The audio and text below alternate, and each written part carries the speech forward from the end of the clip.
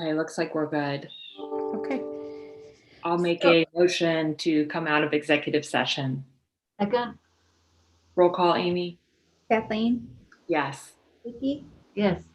Sabrina, Yes. their action? No action. No action.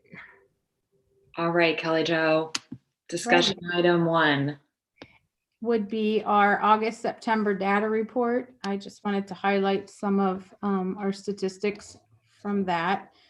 On the first page, which is our public assistance division, if you move down to the child care section, I think this was a question or a highlight from last time.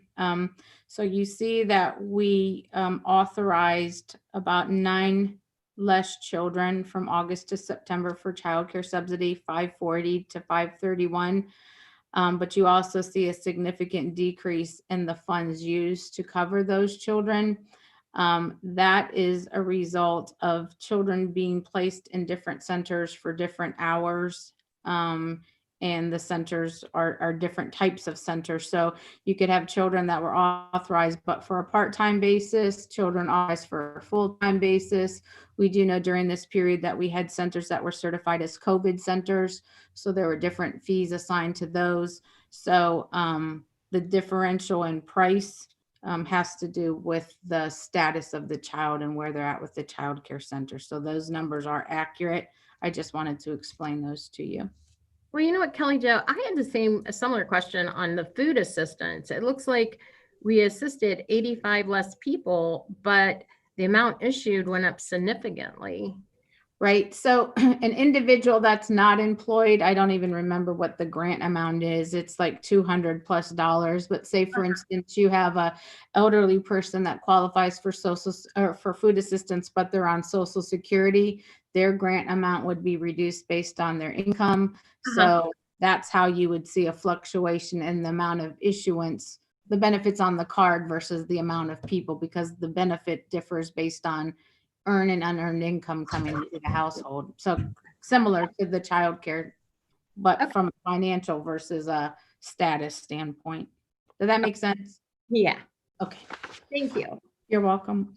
On page 2, as far as customer service center in the public assistance division, you see about 300 more calls that came through. That was in part because the state had froze our renewals for Medicaid determinations due to the pandemic.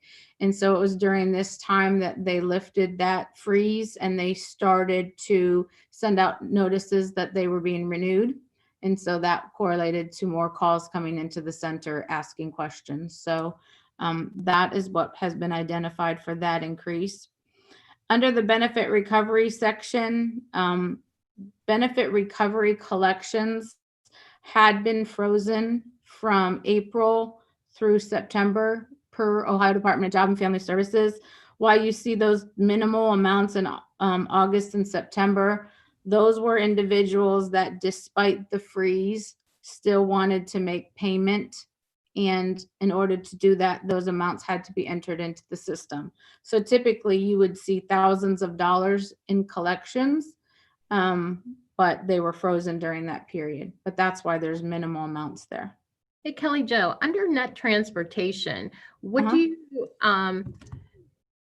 state the purpose, the reasoning of under the JFS drivers from 28 to 86 from one month to the other? As you think it's because people were going back to work? I mean, that's a significant. Yeah. Yes, that there were trips or coordination of trips for young people going to school.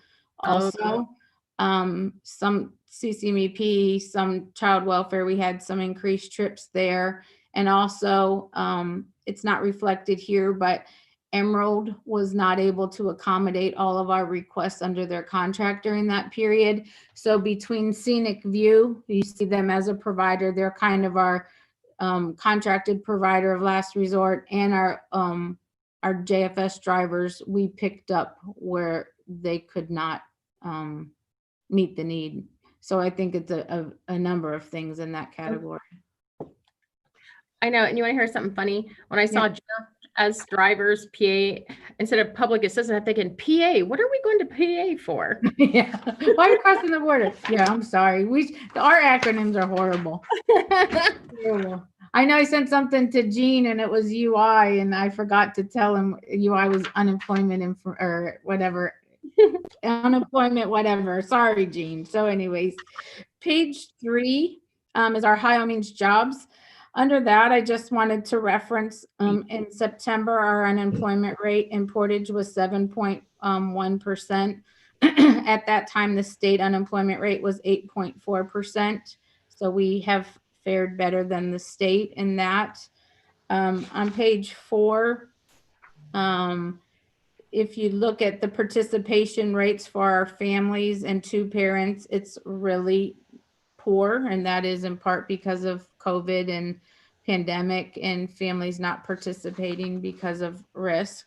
That's page 4 on the bottom. Page 5, you'll also see a reduction under CCMEP youth total. So in August, we were serving about 204 youth. And at the end of September, 140 youth. That also was youth not participating because of pandemic, but also with the telework, this team was able to really update case records and close out cases and do some cold calls. So we clearly see a reduction in the total of CCMEP youth that are currently open, about 60 from August to September. Then on page 6, Children's Services, and I apologize, this is delayed, but again, some of it's because of state data not available. But as of September, the end of September, we had 219 kiddos in custody. To date, we have 194. So that's a good thing that kids are transitioning home. But you do see from August to September that as far as cases that we assigned, it increased by 24. And also that's a time period where school went back into session. So we were getting more calls coming into the hotline. So all of it correlates to changes as a result of the pandemic. So just wanted to bring that data to your attention. And then child support has been really status quo as far as amount of monies that are being dispersed to families to help support children. And our human resources number is at 193. It was at 191, but that's down from around 200 when the pandemic first started. So we're down about solidly 7 staff. So I don't know if you had any additional questions or comments about the data report. No? Okay, then I just wanted to give an overview of our virtual job fair that took place last week. You all saw a flyer and approved it. So we had 8 employers: Viking Forge, Step 2, Davy Tree, I think it's Permco, Piping Rock, Hess Printing Solution, Paris Healthcare, and then we had the military also a part of that. So they all created videos with our team and they were uploaded. So people during the period of last week could go in and view all the highlights of their companies. What we know from a data standpoint is that about 100 residents in Portage County viewed those videos. And we just, Jared McIntosh just submitted a survey to the businesses and to the military to see if they had connections from those events. So it's kind of the wave of the future, even post-COVID. Workforce is talking about a lot more virtual kind of experiences. So I just wanted to give you an update on those, but it appeared to be very successful and the videos were really unique. Questions on that? Then the third item, you also signed off on this, but we're really excited. It's kind of a new adventure for us that we're going to sponsor a toy drive, a holiday toy drive here at the admin building on Saturday, December 5th between 10 and 2. Because of COVID, the drop-off seemed to be the best option as opposed to in person. And Kim McClendon, who's our public information officer, said she's had many calls from the community about people interested in participating. So we're really excited to see how it turns out this year. We're going to have a pro bono Santa on site to help accept the gifts that Saturday. So I just wanted to highlight that to you Is all. he any different than a paid Santa? Just kidding. Yeah, he just gonna put on his suit and show up and not require us to pay him in any way. Yeah. We're excited though. I think it seems like it's gonna have a really great result. So I'll keep you posted on that. Kelly Jo, that's for people to bring donations, not for pickup of donations, right? Correct. It's just Okay. a drop off. We're gonna use around the bullpen door to just drop off unwrapped gifts. And then we're also gonna offer letters if people want to use the donation as a tax write-off. And so we'll be logging that information. If people choose to be anonymous, they have that right too. But we're definitely gonna have some material for people as they drop off. But Portage County residents are so good to Job and Family Services. And so we're just really excited to see what this turnout's going to be like. And so these gifts coupled with, we also issue bulbs to our staff and people in the community, will be packaged up and delivered to the 200 kids in foster care. Last year, because of the generous donations from staff and community partners and residents, we were able to give 3 gifts to each child in foster care. So we're hoping to do the same or more this year. It's a really vulnerable time for our kids because of course they're missing their families and their traditions, and so Right. we really put special effort in making this holiday really bright for kids. So we're looking forward to the turnout this year. Is there anything specific on that or just toys? Toys or sports stuff, whatever, anything age appropriate, we'll match them based Okay. on the bulbs. But thank you for considering that. And Yep. just- No. Do you have a lot of teens? I mean, what age groups are you talking about that we would be donating towards? That's a good Oh, point. all age groups. We have about 60 teenagers in foster care, but we also have about 60 young ones under 5.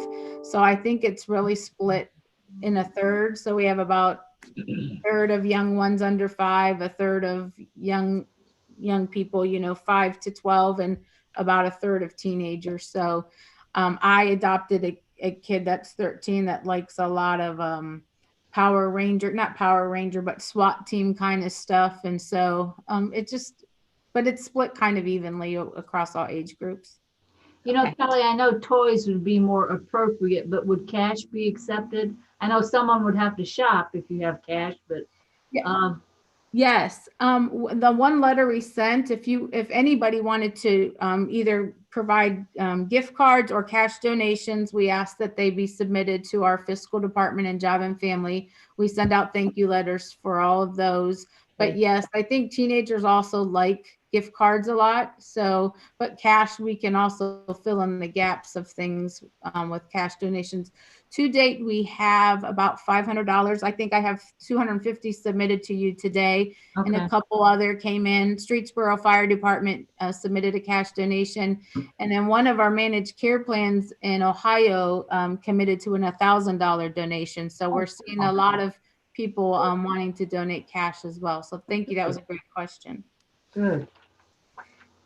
Okay, then my next item was a memo regarding 2 contracts that we would like to move forward and terminating. The first one is the Coleman Tay housing contract. And so in the memo I talked about back in 2017, I convened a meeting with Nelson Burns from Coleman and members of our teams. We really talked a lot about the need to have transitional housing available for teenagers that are emancipating from our custody into independence. And so the Tay contract was born. And at that time, he and his team and his housing specialists committed to having 3 apartments available at any time for our teenagers. And so that was a really successful transition, but the housing needs in the community have caused there not to be that availability via Coleman any longer. Not that they don't service our kids wonderfully, they do. It's just not available by demand. It has to be more coordinated over a period of time. And coupled with the fact that we have the state bridges program now that provides funding for rent, and it doesn't have to be subsidized. It can be apartments in the community. And we have the new HUD voucher program. As you recall, we met with Ben Carson not too long ago at Metropolitan Housing. That's the voucher program that he facilitated. So those are available for our kids now. So we just feel comfortable terminating the contract on both sides. Still working with women, but it's not needed, and it's actually not being met in the way it was developed. So again, Nelson is keenly aware of this, and we're both in agreement. I just wanted to bring it to your attention because you'll see it on the back end. Kelly Jo, remind me what TAY stands for? Transitional, Sue, you help me. You're the contract guru. Transitional something. Oh, I don't remember. That was their name. Transitional something for youth. Transitional. okay. I don't remember the I don't A. know. That wasn't what we called it. They ended up calling it that, so we just adopted it. And Okay. Sorry, I That's didn't all put right. it in there either. That's another That's all right. acronym. And Commissioner Klein, I think you asked me this last year and I didn't have the answer either. So No, I actually, apologize. I asked and I You looked asked. it up, so I'm gonna look it up again. Yeah, you asked. I'm sorry. Yeah. I'm getting old too. You looking it up now? You want us to Yeah. pause? Okay. Yeah.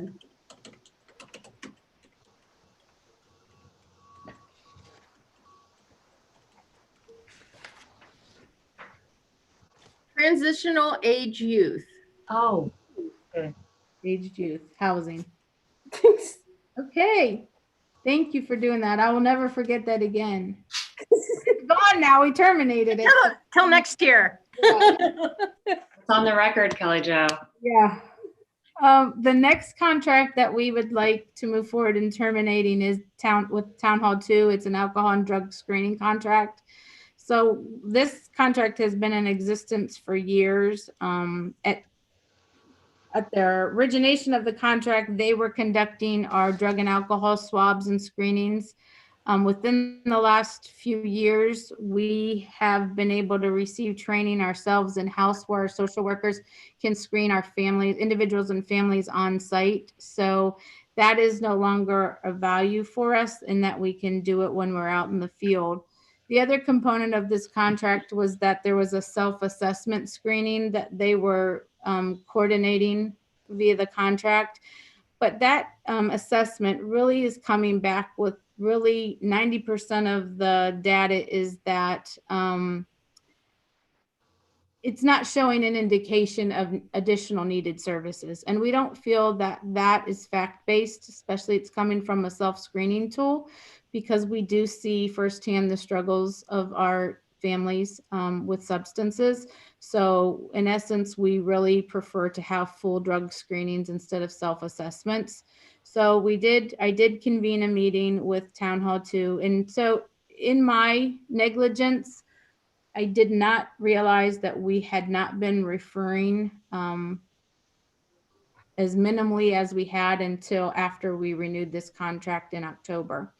And so when I learned that, I couldn't in good conscience just continue to have a contract exist knowing that the services weren't being referred to. So I convened a meeting with representatives from Town Hall 2. We explained our position. I think they were sad to see us not continue, but understood where we wanted to go with it. And so we did advise them that we would be making a recommendation to you all to terminate the contract at the end of December 31st. And that contract amount was $7,500 a year.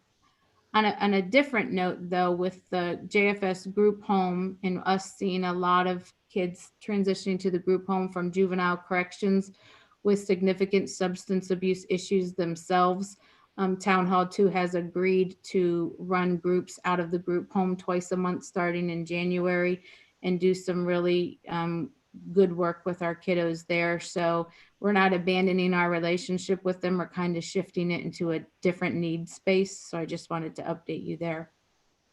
Do you have any questions or comments about us moving forward with those two terminations? no. Okay, and then my last item was just a telework update, I just wanted to, just as the year closes, where we're at and how we've been really successful in this space. So as you know, because of Ohio Department of Job and Family Services and their allowance of us to take state equipment into the homes of our employees, we could not have been successful with having to have had the equipment to do that.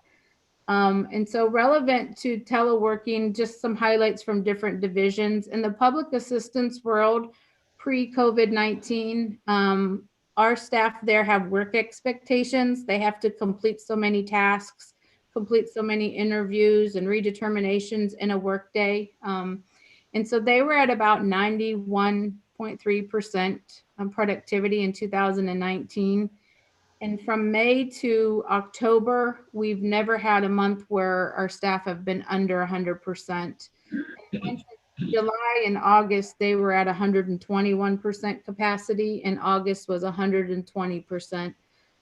So that's really telling because we were able to really wash out all of our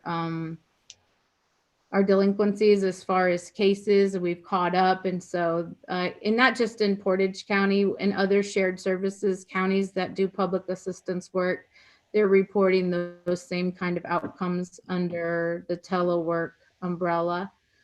In the child support division, they're reporting they've increased their processing of their alerts and documents and their orders relevant to court orders. They've increased those in that space. In fiscal, and Sue can talk about this if she wants to, but they've been able to catch up on their 4E eligibility cases. And so she's seeing numbers in her fiscal world as well, being caught up. In children's services, they too have been able to get caught up and stay abreast of their case dictations. And as you know, despite COVID-19, they still stayed in the field. So the only difference with them is their headquarters were their home, but they still work out in the field. We saw a significant reduction in sick time usage in the children's services world during this COVID pandemic. And part of it, I think, has to do with the onset. We weren't completely out in the field, but we turned that around quickly, and they've been in their complete normal capacity, just again satellited out of their homes since probably mid-April. Ohio Means Jobs, they're the one division that we have a lobby presence there, but they are also reporting improvement in productivity, and they've had really good success with that area being open to the public as well. We've had no issues. So right now, based on the admin building being closed, we receive any customers from all divisions at Ohio Means Jobs and have not had one issue reported to me regarding that interface.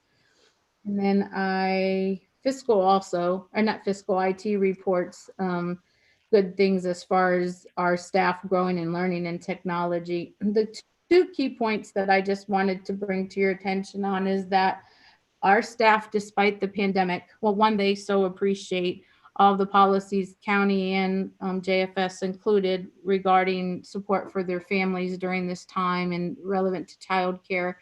But we have seen a significant reduction in sick time, and morale from all divisions has been reported as an increase. They feel very supported by the agency and the community. But again, their trade-off was that they've been performing exceptionally well under these situations. So I just wanted to report out to you. We made a recording of our managers meeting. If you ever have time, I can share it with you, of just what the supervisors have had to say. We have 35 supervisors on how everyone has been doing over the pandemic, and they just have really risen to the occasion to meet the needs of the residents in Portage County. And to date, I have not received one complaint from a resident regarding our processes during this time. So it was my commitment to my team to report out to you how they're doing. I know the future is unknown right now because of the numbers, but we're doing really well. So again, thank you for supporting this work during this really unprecedented time. And I just wondered if you had any questions or you wanted any additional updates on teleworking. Now, Kelly Jo, I know early on, and actually I just spoke to someone yesterday that said there was issues with the, during early voting with people trying to get a hold of your departments that weren't able to get through on the phone line. And I know we had another elected official that reached out to you because she was letting people in, and there was a lot of people that were upset because they were calling and no one was returning their calls. Has that been resolved? And that was your department. Well, that wasn't reported to me. One of the elected officials contacted me about a point of contact when people would show up at the building. And I sent an email out to all of the elected officials in this building and assigned Rebecca Abbott as the administrator of PA as the point of contact for that. I've not received any issues since we did that, or I've not received any concerns. The call, again, we're shared services in public assistance. We have calls with 6 other counties. So definitely the call volume for all of our counties during periods of time during the pandemic have been, they've spiked during different times based on different changes. But I have not received any concerns other than the one contact from the elected official. And then I gave, point of contact for the building. So, Yeah, maybe I'll reach out to the person that just said something to me yesterday. yeah, please. Or Yeah. have them contact me directly because I would I want will. to resolve any issues that we see are happening, definitely. Okay, thank you. Thank you. I don't have any questions, Kelly Jo, but that's really heartening to hear. And I know how difficult this has been on your staff, but the speed with which you all adjusted and started teleworking, the cooperation, I have not heard any negative feedback out in the community, though, there could always be a couple, but for the most part, it's great to hear about the increased productivity in this difficult time, and really appreciate what you and your leadership and your staff how they've performed and come together, and again, just the team spirit through this crisis, I think means a lot in the county and to our residents. So thanks for that report and for what you all are doing. Yeah. And I suggest the elected official that did have a problem that she do contact Kelly Jo directly, so you She can. did. Did you not hear that? She did. Oh, she did contact you? Yeah. I had an elected official contact me a couple months ago. Yeah, that's when I sent out an email to all of the officials in the building with Rebecca's information, because I wanted to make sure everybody knew if somebody presented at the door and had an emergency, we always have somebody in the building every day of the week, so they would meet with them. So yeah, I thought you said during early voting. That's what I thought. It was like more than that long ago, so. Well, it was before early voting. At least my contact was before That early. was the elected official, but I had someone just talk to me yesterday about it. So I'll have them reach out to you. Okay. Well, thank you. Those were all of my agenda items. I appreciate your time and wish everybody a happy Thanksgiving. You All too. right, Kelly Jo. Uh-huh. Kelly, thank you. All right. So we have resolutions. Yes. Yep, we have the first one's just a donation. Move that the Board of Commissioners accepts the cash donations from organizations, businesses, and private donors to support the Portage County Job and Family Services Presents for Kids campaign. Okay, I will second. Roll call, Amy? Vicky, Yes. Sabrina, Yes. Kathleen. Yes. All right, and the second one is just our normal 4D contract payment local match for the payment made in October to the prosecutor for July services. Move that the Board of Commissioners agrees to transfer 6,087.52 from Fund 0001 General Fund to Fund 1414 Child Support Administration. Okay, I will second. Roll call, Amy? Vicky, Yes. Sabrina, Yes. Kathleen. Yeah. All right, guys, have a great day. Thanks so much. Sue. Bye. Could I interrupt the board? There's two people waiting that you asked to come back, Todd and Janet. Okay, If you would take them in front of Mr. Peets and they can go back to their duties. okay.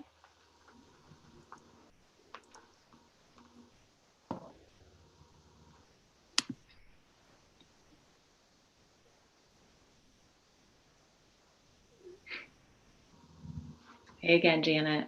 I'm like a bad penny. We're seeing you a lot today, Janet. I know. This is probably the most in the past, what, 8 months? Todd Peets, you're welcome to linger, but you also could come back in. We can let you know when we're ready. Okay, sounds good to me. Thanks. Thanks.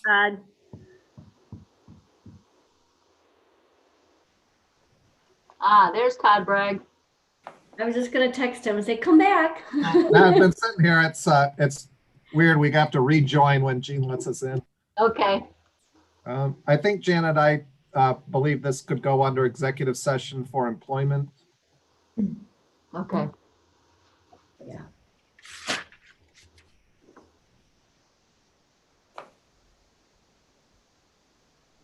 What's the executive session, Todd? It would be for employment regarding job duties of individual workers. I'm not sure what the ORC is for that. G1, I believe. Are you guys sure? I wouldn't think that would be an executive session. Janet, is that? I think based on what Todd and I might end up saying, It could be. it could be. I don't wanna, All right, well, let's go in, and if If it's not, we'll if come out. it doesn't, we can. yeah, come back yeah. out. If you guys don't think so, then we'll come back out. Okay. So is it G? G1, D1 employment. Mhm. Okay. So I'll make a motion to go into executive session for G1, the employment of a public employee. second, Roll call, Amy? Kathleen, Yes. Vicky, yes. Sabrina. Yes. All right, hold on just a sec.